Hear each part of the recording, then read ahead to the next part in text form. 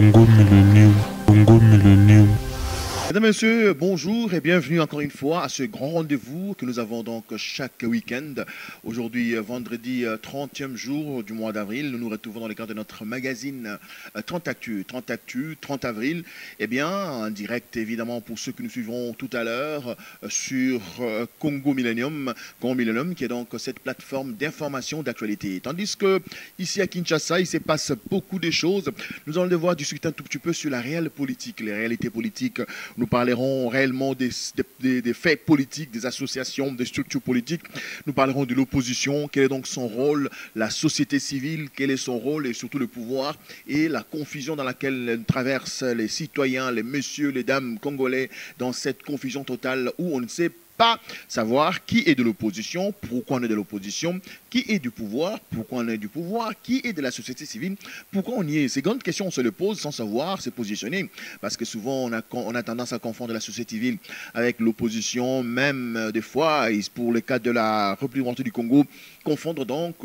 l'opposition au pouvoir, parce que demain, donc, nous serons avec vous, peut-être au pouvoir, et après-demain, hier, c'était donc ceux qui étaient au pouvoir qui sont dans l'opposition et ceux qui sont dans l'opposition qui sont au pouvoir. Une confusion totale sans savoir évidemment les cahiers des charges des uns et des autres. Nous parlerons aussi dans ce show d'aujourd'hui des intérêts, les intérêts évidemment politiques par rapport à ces trois grands courants, l'opposition, la société civile et les pouvoirs. Nous parlerons aussi dans ce show de ce vendredi 30 avril des contacts au niveau des l'UDPS et les pouvoirs. Qu'en est-il exactement? Tous ceux qui pensent qu'évidemment, qui nous ont contactés pour poser des questions, qu'en est-il de ce qu'on propose, Félix Tshisekedi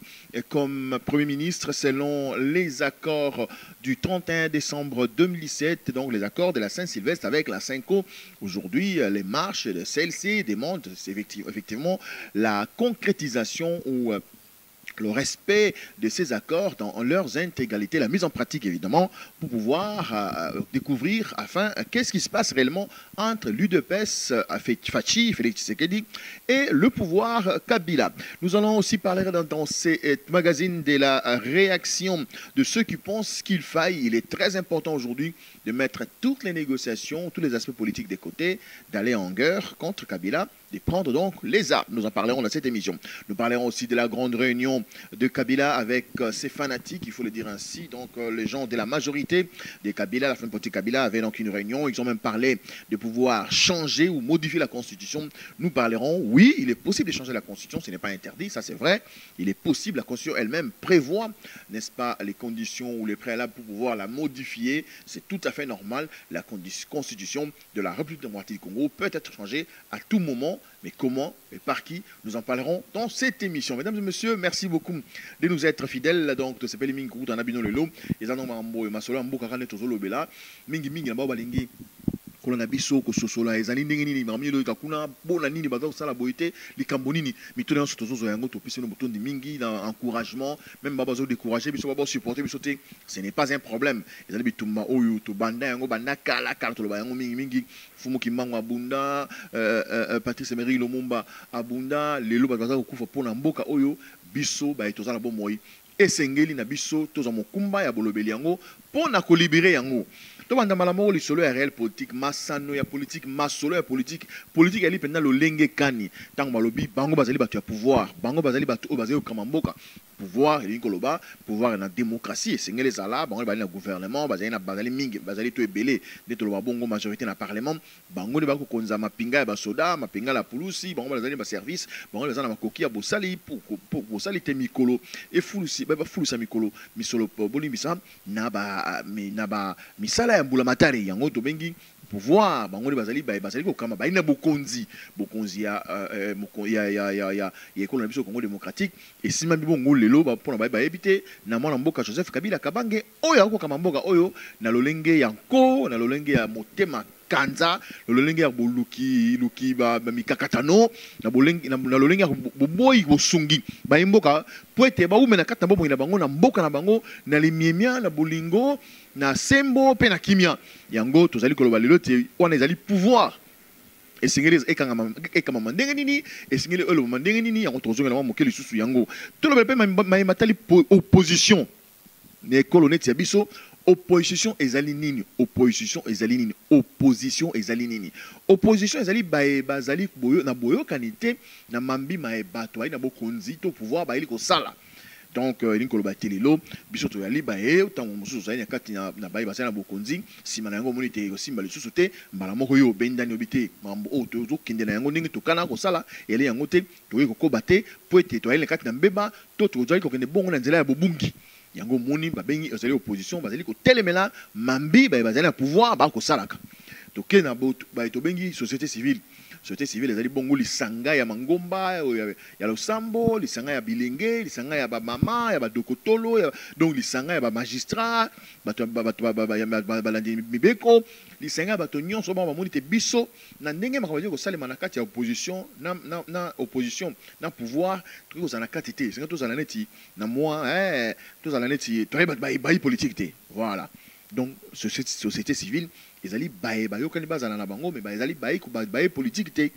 tozongeli na mboka na biso toyebi te lelo église eyamba catholique yango ezali mingi penza na kati ya société civile bazali baike ba association ba mouvement ba mouvement citoyen ba lucha ba filimbi ezali ba mouvement ba echa ezali ba mouvement oyo ba contre rebu ezali na kati ya société civile po ya bango baiko bunda pena bitumba ya bolongoli mboka mikakatonete pona bongoli bokonzi po bete baso bokonzi te bango balingaka bokonzi oyo ezali lelo na mboka na biso esala misala na yango lolenge longo bani poete makambo makoyi ko salema poete balongwa ba mosusu pe baso bokonzi po ya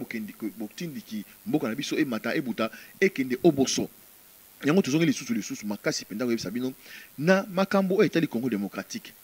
pouvoir bali na bokonzi ezali bokonzi oyo lelo ezali na boko ya mwana ya ndeko ya Kabila Joseph yene azali mokonzi ya pouvoir yene azali mokonzi azali ko komba o tolobi ko kamba to bien lingala tata mokonzi ya ekolo tata mokambi ya ekolo ali pe na tata esingela kamba na yango ayi ko kamba yango na lolenge ya malamu to na lolenge ya mabe to na lolimba la moko au ko kamba pe na mboka na lolenge ya mabe o to biso na lingala ayi ko mamboka na ndenge lolenge ya mbutu po ani yali bongo to yibite ikoko ya pipo epo akoki ko zapi motema mabe akoki ko zana bolingo ya baimboka te akoki ko zana na misala ya mabe bona ezali ba biloko oyo ezali ko talisa te ndeko oyo azali ko kama ekolo na lolenge longa banite po ete uto ya zo bokonzi na mboka oyo depuis 2001 esengelaki na ye mokili ya biso ya Congo démocratique ebuta mami batali kelasi mami batali bokolongo na nzoto mami batali bolei bolali bolamuki babatu bokengi bato ezala penda na li bokebi mingi kasi to otali malamu kote na ngambo ya bokengi mikakano yali bato bakokufa mikolo byonso kuna na Kasai okena ba Kivu oya na Kisasa bato bakokufa tango yena mambo batambi matali bokolongo na nzoto yali pasi bato bakonyokoma lelo pona bayebi l'hôpital ya mama yemo soko yena mama yemo okoyoka na mawa bao mema okuna muni awa penda neka kokufa nyonso na ekola kisaki bayeba okama biso bakama ekolo penda na makokite na bolingo te donc to elingo ba lelo esengeli bato biso babotama pe oyo bakotelemela bokonzi ya Kabila yango tomoni mbala moko tokoti na lolenge tolobi opposition mosala nango eyali pena nini lokola biso Congo démocratique opposition ezali po ya botelemeni mabe nyonso wana pe koyena likanisi te ndenge yali boye biso toya kobundisa bokonzi ya Kabila po ete soka longwe mami bateli bokengi tokosala yango malamu makambe batali nkolongo na nzoto tokosala pe yango malamu donc yali bato oyo bayena makanisi mosusu bakotala ndenge bao bakosala politique na bango balobi yali mabeli bisika songolo pakala tango biso tokoya tobunda na bitumba ya mponami toza bokonzi po ete biso tosala mosala lolenge boye na yango oyo biso politique ya mboka na biso yali na mwa mikakatano tango koti na société civile to limbola la société civile ngolo banini sikoto ngoyena Congo démocratique okuta penza bayi pouvoir bayi opposition na bayi société civile mwa mbilinga yali boye molenge pende ya kotala malamu yali te omona baza na bokonzi kokutana na baza na opposition bafandi esika lioko bakomi kosala esika lioko mais ekosalema lolenge nini ikoki kosalema te lelo ndeko lenga nkoi ayi na opposition lelo akomi na pouvoir ayi mpe koloba non ndenge ezali wana mwana mboka Kabila bosala boye nzoka nde ye nde mikolo mileki azali koloba te mwana mboka Kabila azali mpe na microbe okoki kotambola na ye te mpona boye na boye ayi kotelemelaka ye sikoyo akoti so na kati donc mwa mbilinga yali wana tango tali pe lolenge mokambi ya mbula matali ya kolo na biso ndeko na biso Chibala Bruno ali pe na moi opposition ali kotel azalaki kotelemela elongo na kondo eti Tshisekedi esika moko kotelemela bokonzi ya Kabila to bana kutu bokonzi ya Mobutu bokonzi ya Kabila tata pe lelo bokonzi ya Kabila mwana nyonso wana lelo tomuni ye ndeko Tshibala o azalaki penda kati ya baye basimbaki opposition lelo akomi mokonzi ya Mbulamatari akosala esika moko na Kabila yango mituna ezali kotuma na mabandeko kasi opposition yango eli opposition lolenge kani opposition yango ezali susu kosala opposition ya solo to ezali maseki to yanimle to anodi bilo pemba la moko ezali opposition ya maseki ya solo po ete mingi na kati na opposition wana bayi kokoka nzala te bayi kokoka minyoko te lolenge moko pena bayi bazali na kati ya pouvoir ba mamoni te ndenge toyokana to kendele po to pesa Kabila bokonzi vula itano nya sema nango kwa nasema vula zomi ya longwa apesa moto mususu makoki lokola ye Kabila sali yango te biso to longwe po likanisha zali na motema na biso na moto na biso te yali mabete likanisa malam ya kopesa pena longonya na bandeko wana bazu makoki bazu pouvoir bazu courage bongo pe na biso pe to salaki lolenge wana yango to solo balelo et moko na mwana biso yeba comme ko se situer ezaka ko critiquer pas maté il faut yeba d'abord ninga naza boye naza ko soutenir pouvoir ya Kabila pona nini mingi bazo benga biso noko neni en tout cas franchement oui mon cher boza peut-être na raison de bolba l'opposition na mais yeba ki biso tovandi kotoka pona vie papa oui ka bana fo batanga futa ndanga fona vivre OK to yebi te moninga wana songolo pakala x to y pona ye ayali sima ya Kabila po ete esengeli misolo Kabila yali nango esunga ye po ya bomoyi boye yali bi mabete ngala ko mabe moko te ezali likanisi ya moto ezali philosophie ezali système ezali stratégie ya moto parce que nous sommes toujours là awa tout le monde te pona lolenga ko seki sabino to ko pesa mino ko sengo te yoka biso bina na bokebi bonso yoka simba pe malam to kena nzela ya opposition l'action de opposition ezali mami kakatano yango moni loba ko ba ko yoka na rate ba ko ndongwana ka lelo ndeko Tshibala loba boye esengeli olenga ko ya longwa lelo ndeko lenga ko yalibite ezali bongo te esengeli ndeko Tshibala longwa sikoyo na lolenge bandeko o bazana opposition ba Tshibala ba olenga nkoi ba Roger Lumbala ba Lucien Boussa ba koti na bokonzi pour bokonzi ekolo na ba José Makila elikolo bango ba yali sous une opposition te elle ba koki kozala sous une opposition te pour te ba on ba ko kamba ekolo c'est qu'on a opposition to tshekali na bandeko lokola bandeko Félix Tshisekedi bandeko Martin Fayulu bandeko Pierre Lumbi bandeko Delis Sanga bandeko bayele belé lelo bandeko Mbanda Zambo Kwatumba bandeko belé ba ko telema na bokonzi ya ekolo Congo démocratique wana penda ba tikali ba telema na ngbi koloba te masolo ikokotambola lolenge wana te moi bilinga pe côté le ngambo ya bandela biso ya société civile so otali mingi ma penda na bakabwani ba bazali ko simba to ko soutenir ko chama boko na ba bokonzi to pouvoir et lipe na ba oyo pe bazali ko soutenir opposition. Donc société civile ya so ça monisa la ndenge sengeli ça la te ba pesi na position na mango biso to na opposition biso to na majorité donc yango et moi mikakatono otokutana na ngona mboka na biso lelo tonga to expliquer quand même likanisi wana ya to bengi bongo ba intérêt en français on dit les intérêts des uns et des autres il y a ndenge ezali politique oyo tozali na kati ya majorité to peut pouvoir ceux qui dirigent et au basé en opposition au basé ko telemela ceux qui s'opposent na pouvoir ba ko telemela makambo bato ya o bakambi ekolo ba yali ko sala to lekine tenemso ibale pour bolobeli lelo ba contact où ils allaient entre pouvoir ya Kabila lelo na et puis de UDPS ya Félix Tshisekedi masolongo esali mindenge nini to yoki ya solo te ezali na bandeko oyo ba iko solo la na bandeko ya UDPS pour être tozongela lisusu ba pesa susu Kabila vous l'ami balé comme ça na yango Félix Tshisekedi comme premier ministre tout ça la transition pendant transition on est à 2 ans Félix Tshisekedi a préparé élection tout na ba élection yango to tuni bino et ali mabe to ali malam biso to ali peuple te biso to ali bato lokola bino to pesa pe likanisi na biso to moni te lelo soki ndeko Félix Tshisekedi azu pouvoir lisusu akoti so na gouvernement ya Kabila apesi penza Kabila makoki ya kokonza biso lisusu biso to boyi yango pona nini ba région ezali beli bandeko boye bango malam awa na kisasa biso to bima na ba marche to tambola na ba marche ba beta masasi ba lacrymogène to bela bilonge vimba to bima ba miyo na jolo to bima ba soyi to peya baninga ba susu ba kufa batangisa makila na bango donc lelo ko pesa su Kabila boko makonzi mikolo po eta ko bakozala mokonzi ya li pena trahison yango biso to finga raté to lobaka moto na moto asala boanya zene motema na maele na moto na ye yango ndeko Félix Tshisekedi soki olanda biso to yibisie ndeko na biso vanda penza tika Kabila à côté de la confusion, à côté de la mamie Gosala, pour ceux qui fait, et c'est là que Premier ministre, c'est là que tu as Nakala, à Tchéoté, to Komina, qui n'a mis coloïtikali, Mike, pour te gagner l'élection, à couper ça yango pour nanine. Et puis, Kabila a tapé sur le pouvoir, a tapé sur le Premier ministre, a tapé sur le pouvoir. Kabila a coupé ça au primature, mais a coupé ça au pouvoir. Donc, ceux qui viennent à Solo, ils ont coupé ça lelo, et c'est qu'ils ont ça va décoyer des pes, batika, pour être bandeko, et belé va koufi, l'ikolo makambo oyo. Oyo, tu vois, que le bâtiment, sur la nenge ya corps, mise en pratique ya corps, tu vois, c'est une décrispation. Tu bala, il est Premier ministre, au Kabila, moi, Pona, qui va passer à comme ceux qui domi, à Pona qui tu bala. De Golengan, quoi, le président Sensa, Kabila Moutapona qui est, Basala, Misana Bango. Ba même biso ba congolais na élection et auto sengaka yango wana auto sengi mbale yali décrispation bande ko na biso ba ina kata ba prison pour des raisons politiques Franck Diongo ndeko comment on a Kimi Jean-Claude Muyambo na mandeko misusu bandeko Carbone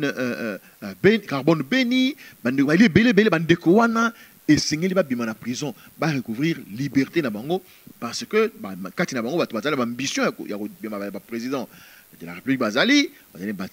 ambition ba député bazali ko tikela bango ngonga ba ko taper na kati ya jeu politique ozali ko ya élection oyo to ki ba voter bazali bande ya boloko ya on le tozo senga na kati ya na cadre ya corps basala nde décrispation ndeko Moïse Katumbi azali candidat azonga pene ekolo batika ba poursuite judiciaire ezali biloko moko toyebi ezali biloko moko ezali vide d'essence donc eloko moko etina ye na kati ya malonga ye na kati wana te donc eloko pena to ba mingi na nzela wana yango wana soki ya solo po ete ndeko moko Tshisekedi Félix alobaki en tout cas azali preneur te azali pe ko senga te asengi pete za Premier ministre asengi pe alobi na bino pete ka ondima yango azana posa pe aknima yango te pona ye Kabila sia pona Premier ministre na ye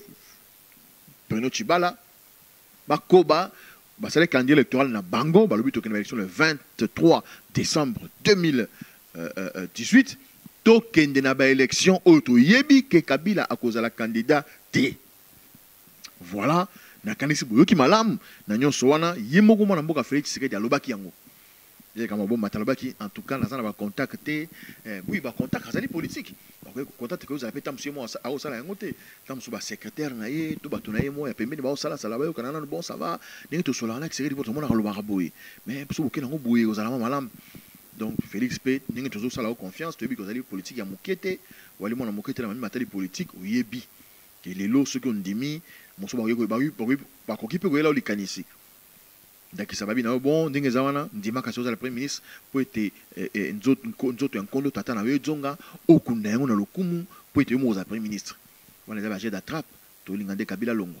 nzoto ya nkondo ekoki mpe kovanda ata nzoto ya Rossi mpe ekoki kovanda pome eza nango te basi bawei milimo na bango eyali koyengayenga pome ezali te Kabila longwa tokokunda bango na lokumu mpe esika ya malamu voilà wana bazali bana mboka babundeli mboka oyo batangisi makila na bango bakoki kunda ndenge ya bozo batendenga loyenge te ceux qui allaient créer les raisons de la Premier ministre de Félix Tshisekedi en tout cas ils allaient la trahison pour na biso ngai na kanisi bongo ngai pena Jacques Ndala na kanisi bongo bande ko pe basu bazali na ngai ba kanisi zali bongo to ke sika na ba kanisi te esengeli penza bozumandoki po ya kolongola Kabila to yoki pe na nungu songol par les rumeurs balobi mwana mboka Moïse Katumbi alobi ce que toqué na ba élection ils allaient koyate le 23 décembre batoba tenir sur rigueur te to ko libérer mboka na biso ils allaient kozamandoki to ils allaient na ndenge nini kozamandoki yali mabete to beta sete likambona mal kasi penza po ya bozumandoki yali mabete sika mandoki yango tango bokotwa yango bozu bokonzi Kabila longo to ka kufi bobomi yali ndakisa kaka pour mingi bazo supporter mamna loba te mais supporter na mamna loba supporter quand la moteur yo kana nunga bien pour dans le chapitre sous que ils allaient changer constitution tout ça dans le chapitre sous non tout là il faut prendre les armes pour chasser Kabila évidemment qui va prendre les armes c'est les Congolais d'accord. Mais qui sera? Parce qu'il faut toujours qu'il y ait un leader. Il faut toujours qu'il y ait un commandant, un commandement. Il faut toujours qu'il y ait une organisation militaire. Rébellion, bien sûr. Qui va le faire? Peut-être que ces gens-là existent. Ils sont déjà dans la brousse. Il faut lancer l'attaque. Si vous lancez l'attaque, oui, c'est pour aboutir à quoi? Chasser Kabila, mais quand? Dans quelle perspective? Dans toute action politique, militaire, je sais pas moi, même économique, dans toute action dans le sens de la vie, courante, dans le sens de la réalité de la vie. Quand vous voulez mener une action, vous devez la définir dans les temps et dans l'espace. Comme on dit, les spécialistes, ça va être une action à court terme, à moyen terme et à long terme. Bon, si nous voulons entrer en guerre contre Kabila pour le chasser, nous donnons combien de temps? Et cette guerre va débuter où? Pour arriver jusqu'où? Et à la rigueur même, faire des estimations de combien des gens peuvent perdre la vie. Et c'est possible. Les experts peuvent vous faire des estimations. Koyeba, oui, le 30 avril, contre le régime Yakabila, à Brazzaville, ok, est-ce que ça soit d'accord, on a vu ça? Non, on a Goma. D'accord. Est-ce que Nani Kagame est d'accord, on a vu ça? Non, on a Soudan, du Sud. Ok, ils ont malam, doit attaquer à partir de Badoli et Toyeboué. Est-ce que Bandeko Soudan est d'accord, on a vu ça? Non, on a côté à Congo central, à Tanganase, on est en Angola. Bon, est-ce que Bandeko est Angola, d'accord, on a vu ça? Mais tout le monde est en Angola. Ceux qui ont bandé, c'est quoi? Tokende nango tete mokolonini ba estimation donc to la guerre moi 20 jours tout au bête maintenant en tout cas to longola et ezali kanisa mabe hein ezali kanisa mabe te hein malam 20 jours to 1 mois to 2 mois to 3 mois pour bitomaton e bandara boyeba mokolo bandi mokolo ko sila boyebité ata bo sila ba estimation boyebité to za que c'est que 2 ans à guerre to 6 mois bon to 3 mois to 2 to une semaine Kabila Kimi nani siko ya kozwa bokonzi mutu azaki mandoki na ye po abundisa Kabila atie misolo na ye ye na kozwa bokonzi bia solo azwi bokonzi tango siko azwi bokonzi wana tomituna nano azali soda to ali civil soko ali soda bon comme président de la République comme chef d'état-major général to boko tiaye andimi arondima bocha président mosusu bocha premier ministre to ndeko général songolo comme ndeko colonel ko to ndeko capitaine songolo comme yo sala rébellion batuna ba kofi belé zalana nuwana yo zalaka tam susu mokonzi mapinga 5 milliards de dollars yango mi tuna nyonso ne faisait ba solution ko yeba lelo parce que ezanini to lingite na mboka oyo za suma kambia homme fort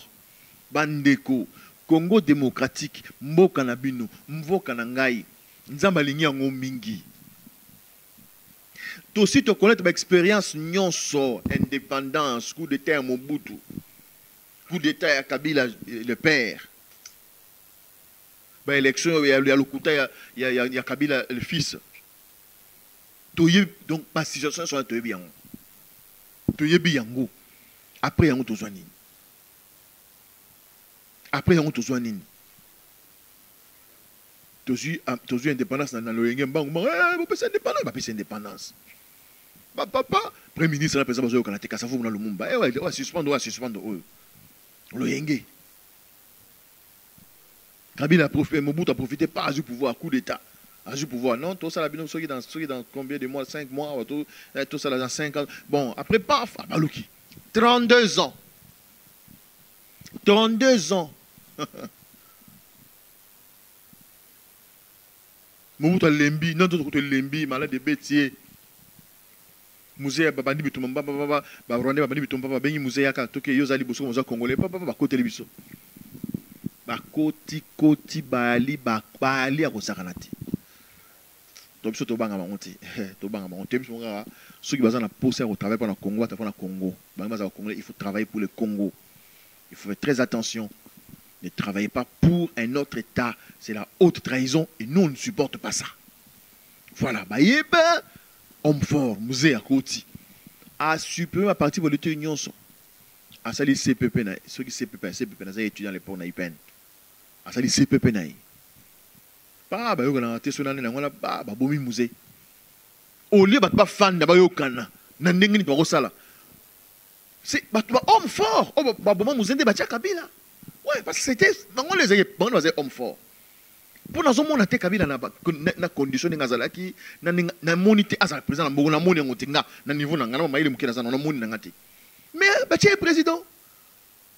Lelo a connu qu'on changeait Congolais, mais il a changé. Comme il a dit tout malam, il a dit toko, misolo na ba costume, ba lokumu. C'est ça les problèmes. C'est ça les problèmes. C'est ça les problèmes. Il va réfléchir, on peut s'appeler Mituna. To koti na été na souka émission à biso ya lelo. Kabila sali réunion na mandeko ya ba ndeko na ya poya ba fanatique na ye ba to ba betere maboko. Atabi botso ba beti maboko ba komisi atabi ba sala makelele. Ba pitamba ba ndeko Yves Kisombe, ba ndeko Thierry Mosene pour ba yaki na kati. Na député il y a majorité présidentielle dans l'Assemblée nationale. A ce courage, il solo ya nationalité. Si vous voulez de double nationalité, on a la constitution. Tout le monde la constitution. Soit plutôt changer constitution, ça dit que la constitution est kalawana, bolongoli en nyonso, bandeli kosala commission boye et bandeli kosala la constitution. On a été sur l'élection sur un référendum n'a évité. Il faut changer changer des besoins conscient kala mais bolongoli ka ale wana ya ningeza boye songolo so zali congolais ko sa double nationalité na deux conditions wana et ça est possible constitution reconnaître ya mabeta et elle est possible mais na ndenge toza lelo batata ba mama bandeko baninga na ngai ya bolingo nani akoyi ko senga ba bongo la constitution. Nani a makoki qui a les prérogatives de pouvoir initier une action contre la Constitution en termes de modification ou en termes de changement. Tous allés na président de la République, la Assemblée nationale, Parlement, tout changer la Constitution. Tous allés na Parlement, qu'on ça la motion pour un référendum. C'est possible. Car si na ndenge ya Congo démocratique bako sabinote botiango na mituna bino na zapena mokuse na bino ezala président de la République ezala parlement mutu moko te azali sous na makoki wana selon le droit selon les conditions selon la légitimité voilà. Kabila na la logique ya mibeko ali sous tata mokonzi ya ekolo te ako kamba ekolo na ko na nzela ya makasi na nzela ya motema likundu parlement pe ezali sous na valeur moko te juridique donc ni Kabila président de la République ou aza sous présenté ni ba député na ba sénateur o ba sous batu ya parlementaire bakoki ko kozwa initiative wana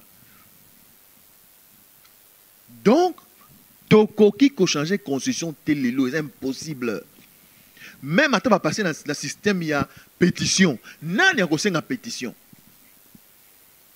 ba kosenga pétition Jacques dans la 5 pétition il y a 100 000 personnes 100 000 Congolais va voter pour changer constitution et sengeli ko za pétition wana ko memango na Assemblée nationale na parlement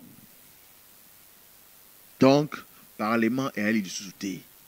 baza hors mandat, baza illégitime. Les solo wana ya kobongo la constitution botia yango mo Congo et elle est possible te ba réalité yango wana. Alors bandeko ba na Congo place boali moko na moko il faut avoir disposition na ye peut-être que ezo senga ma sale bandenge wana biso na bino esengeli to boya yango. Voilà. To komi na suka émission na biso ya lelo. Merci. Na be banso bazali ko s'abonner na Congo Millennium pour la Colanda 30 actus vous allez 30 minutes au pesibino pour bosoli masolo pour songolo pakala ya mboka na biso quoi nous la mituna boy comité boy sur la té donc ça la enquête pour pesa bino o to yebito ba bande ko to yebite o to yebito bozela moketo le galam o to yebito ya même malamu lo to sala siko ozana mituna numéro na yango wana ko ko benga ne ko riki di benzi ko ba ile kuna na elongo na poto na mituna na ko sala émission pour ko socialiser bino et lobi nini et sali nini to kei wapi. Pour lelo merci beaucoup na Yondeko. Jires Mwanda Dibenzi, vous avez ici ma caméra. Merci na Ricky Dibenzi. Merci na équipe Mobimba ya Congo Millennium. Batata, Bamama. Congo Millennium.